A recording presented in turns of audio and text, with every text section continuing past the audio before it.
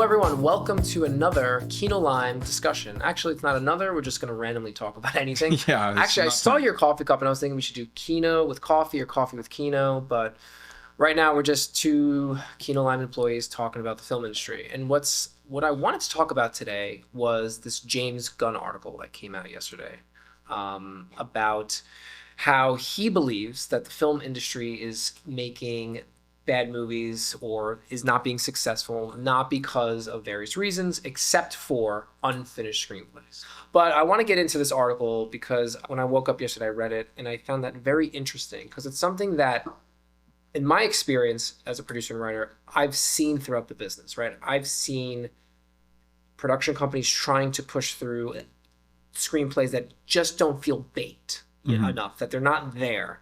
But I'm thinking, was it just me being a perfectionist and wanting always the best? But to have, Monsieur Gunn talk about that, I find that very fascinating, right? The head of essentially the co-head of DC Studios and, creator of some of the best films we've had in the last 15 years or so. But before I give you my take on it, I wanted to hear from you watch everything. You're in the cinema constantly. You're my go-to movie guru. So what do you think about this article, and especially about unfinished screenplays? Yeah, I have a lot of thoughts that immediately come to my head about that. The first one being that if your, distribution model for releasing films is to be like, this movie that we don't have a script for yet is coming out in 3 years. Yep. Then, they tell you the next 10 movies they're going to make before they have scripts done for them. So yeah, that feels like a kind of ridiculous model. I understand at that point it's less about the movies and more so about pumping stock value for one of the biggest corporations in the world, which is a bit different. So I guess when I had that thought about it, it immediately just made me sad that there aren't mid-budget movies that, have strong development teams around them that spend years developing and doing all of the kind of work that is done for a movie like this in post or rewrites or notes and then reshoots afterwards, in the development phase before you actually shoot. There aren't that many of them. There's a tour driven $3 to $5 million movies. And then there's these machines that are worth $400 million. Sure. That don't have finished screenplays while they shoot. So. Which is so interesting because I'm trying to unpack it. I'm like, all right, what does he mean, right? So is it that, okay, let's talk from a studio perspective, right? You have this machine and you got to get the next Superman out. And so you get a screenplay from, you hire a writer, you pay big money, and now you have 30 other decision makers coming in and Frankensteining this thing together. So does he mean that when he receives it, that because it's a Frankenstein monster, he's viewing it as not finished because it's not polished, it's not there, it's not I don't want to say a singular voice, but maybe a singular vision on the page? Is it that there are just the writing quality isn't that great anymore, and because there's so much need for and I'm going to use the word content, need for content, that there's just not enough writers that are, I don't want to say qualified, but not enough great writers to go around, so you're left with maybe writers who their skill set isn't quite there yet and you're getting unfinished material? Or is it, and this is something that I've seen firsthand, is that, but I don't think this would apply to DC, that's why I'm a little shocked, is that most people just want to get into production, right? They get a screenplay, maybe they have the financing, and they just want to shoot. They're like, and we'll fix it in post. Meanwhile, you can't do that with a screenplay, right? Because that's the blueprint. So I think my opinion is that that's one of the reasons, is that they're just so quick to make something. But from the DC head, that's a little different because they have their set timetables. So I don't know. It's really fascinating for me to see that coming from his mouth. What I try to do here at Kinolime, at least my mantra, is that the script has to not be perfect. It needs to, like Tarantino says, it's the Bible, right? Anything we're developing outside the competition, we have to, and as you can tell, because I'm annoying with it, but notes, and we have to really hone it in, because once we get that blueprint, then we feel confident to go make the movie. I'm not in a rush to get into production. I would love to, but Yeah. like you get one shot. And I don't understand. Since I started in the business, why do people rush to production with an unfinished screenplay? I mean, I've heard stories where like they literally don't have a third act, but they're like, we got to go. We have the financing. We have the tax credits. We got to shoot this. And I get that. You got to sometimes go to war with whatever battle plan you have. But I just find it so shocking from a head of a major studio that has the unlimited amount of resources to hire the best writers, to get the best teams in place, that he's still saying there's unfinished screenplays. When I think about my role, being new in development relatively, is that like, the sheer amount of time we put into arguing about a screenplay and thinking about it and how we could shoot this before we option it. And then afterwards, the billion pitch meetings we have with directors, and then how they think they want to change this and make it their take, and then how we think we could make that into a film. It's like there's so much time that goes into thinking about something as an already finished property, and then how we could make that better before we even consider shooting it. It is weird that it seems like that model of really honing in on having a perfect screenplay, something you could truly go to war with by itself, is like not how it's a lost art. Someone with like a $300 million budget is thinking about that. And I get the machine. I get you have dates you got to hit and release dates. I totally get all that. But I find that just like, well, what I love about it actually is he talked about in the article, it's not about the box office experience, right? The second thing he mentioned, it's not about the home screens, right? Because you hear that all the time. Oh, it's the movies, it's the TV screens at home. They're so amazing. Everyone's got surround sound. They're not going to the theater. He's like, no. It's the story. I mean, I love that he's boiling the common denominator. Or what he's trying to say is the note under the note is it's about story. He's essentially saying, from my perspective, is that he's saying like the stories suck, and I'm like, yes, I completely agree with you on that one, Mr. Gunn. Is like, the modern movie stories are really subpar to me. Like, they just are on the whole. I'm not saying that there's not great films that come out, because there are.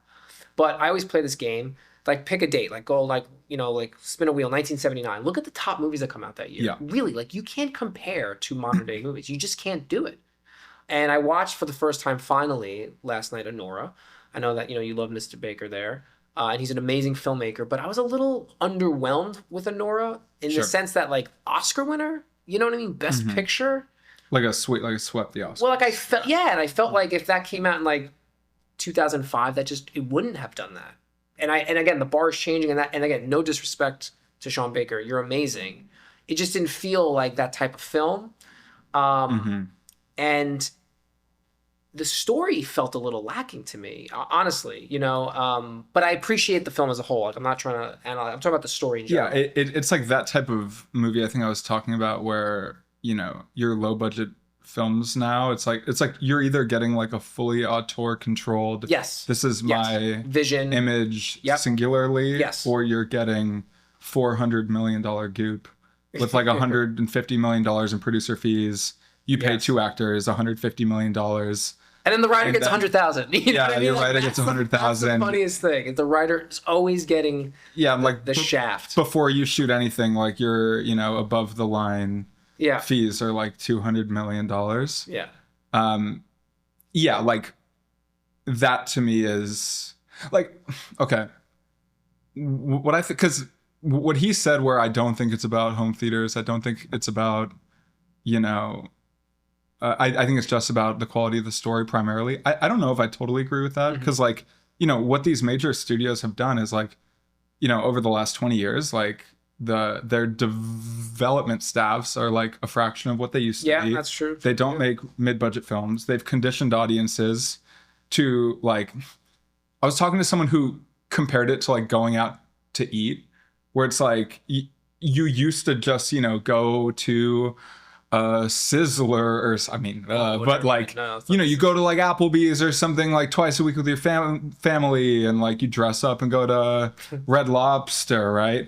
And like in the same way people don't do that anymore, right? Like people just like either eat like fast food or like they go to a really nice restaurant. It's kind of the same thing, right? Where like big studios have conditioned audiences to like kind of just go to like this premiere event, Yeah. that costs like the GDP of like small Caribbean islands, right? And like they've slowly over like probably like 10 to 15 years like conditioned audiences just to go to the theater less. Yeah. And that like there's less budgets and types of movies for them to see. Sure. I think it's that. I think it is home theaters. And then I think it is just like with the way that tech has kind of taken over film in the same way they've taken over every industry where like, they spend a lot of money at first and take over market share and then just like make everything worse until they could kind of mold it in their own image. Like, I think we're kind of there now where like you just get a couple huge movies and they like look at films as data, right? Which is why everything feels lame, and they've kind of concluded that, let's just make 300, these massive movies. Sure. But again, I still can't wrap my head around how a big studio is having unfinished screenplays I'll go up the ladder. There's a faulty system in place that is preventing from screenplays becoming finished. I just find that I get on the smaller scale. Yeah. I get if you're a young producer or a producer that just needs to make a movie, because you got to get paid. You got to feed your family. Sean Baker talks about that at his DGA acceptance award, right? About that they need to make more money.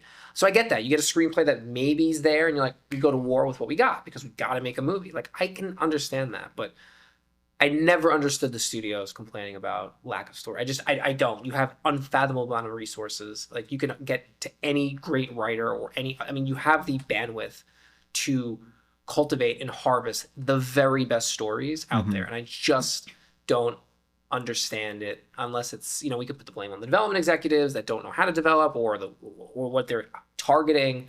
But it's just, I think what he said is pretty wild. I don't know. I found that really provocative. There's something like, I was talking to someone who, is like in a position like I am at one of these like larger studios where, like where a lot of the work we do before you shoot anything, just like constant notes on the story and discussing and thinking, like that's what they do. Like that work primarily is done for them once they have something to look at. Sure.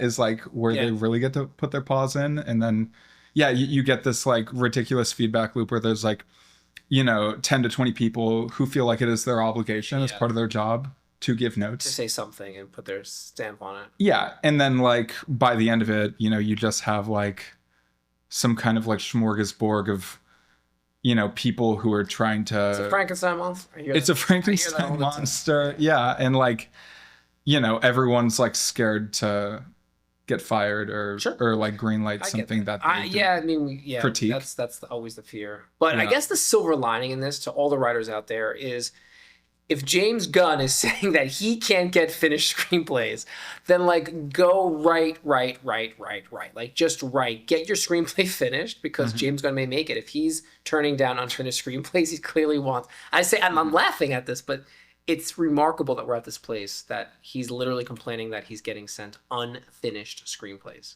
or that movies are being made from unfinished screenplays. Yeah. I find that crazy. I'm sorry. Do you have like a story of just like the most ridiculous thing you've been asked to like give notes on or rewrite, or like so many of like how to, you always get notes from producers or directors to shoehorn something in that like just doesn't make sense. But like I remember talking to Oliver Stone about this one time, about the screenplay, and about when he's like, how does he know when he's ready? And he's just, I think he said something like, it's just ready. Like, it's just ready. But the thought of him going to war with an unfinished screenplay is, again, unfathomable to think of. Like, this man is an Oscar-winning screenwriter, Oscar-winning director. Like, try giving this to O. Stone and like go make a film on like with an unfinished screenplay. It's like, you can't imagine that. So I think the key takeaway here is for everyone home is that I don't know when you'll be finished. I guess you'll know, but I think what we can surmise from what James Gunn is saying, that your story has to. I found that it needs 10 drafts, right? I always thought I could do it in 2 or 3. I need 10 drafts to get my story done. And I think that's the key here, is just keep rewriting, polish that stone, chip away from that marble. The statue of David will come out. But, there is something to be said about not rushing your screenplay to market when it's not ready. And I think you'll know when it's ready, or you'll get some guidance from people in your network. But the key here, I would say, is to continue to polish, continue to write and rewrite your screenplay, because that's where the real writing takes place. And, you know, James Gunn says that he's being sent unfinished screenplay. So clearly people are not rewriting enough. And that's my 2 cents on that. Thanks for joining. I don't know if you have any parting words. No, I think that's a good point. Is, you know, if you want to make a movie, it's a good idea to write a full screenplay. Okay. Yeah. Real quick, best movie you've seen in the last 7 days. Hold on. Okay, actually, you know what? I'm not gonna check my letterbox. I'm gonna say like the last half of, like, once Jack Nicholson appears in Easy Rider, I hadn't seen it. I really couldn't care about that movie until then. And like a lot of movies in like early in Jack's career, like, you know, they're worth watching for him. Sure, he's amazing. Yeah, that's cool. So like the 45 minutes that he's in that movie are like totally worth watching. Nice. What about you? Oh, dude, I saw the French remake of The Count of Monte Cristo that came out a few years ago. Mm-hmm. It blew my mind. Blew my mind. It was so good. Like, I highly recommend you go see it. The Count of Monte Cristo. It's incredible. Yeah, I'll watch. It's like a superhero movie. It's awesome. So I would totally watch that. And I saw Swept Away, which is great too. Oh yeah. So, but I would say Count of Monte Cristo is the best one I've seen the last week. So, anyway, thank you so much for joining us today at kinolime.com. For any information about our upcoming competitions, the final vote here we have coming up as well. We're actually in the middle of it right now to vote for the final 3, which can be turned into a film. Go to kinolime.com, read and rate all 3 screenplays, and cast your vote to win, because that movie we're going to make, and it's going to be a finished screenplay, I promise you. So, Danny, thank you so much. I'm John Schramm. Thank you, John. Thank you. See you soon. Bye.